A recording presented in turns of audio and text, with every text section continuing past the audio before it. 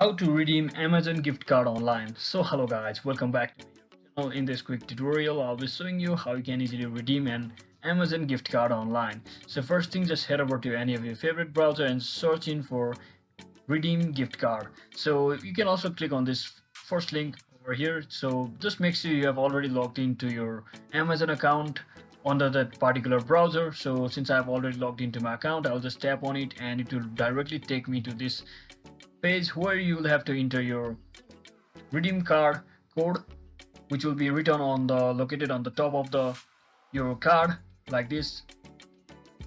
You can also check it on the back side of your card, and once you are here, just enter your card details, that is your gift card number, and apply to your balance. Click on this button over here and you should be successfully redeeming your gift card online. So that's it for today guys. I hope this video was helpful. If it was, don't forget to like and subscribe to the channel. See you on the next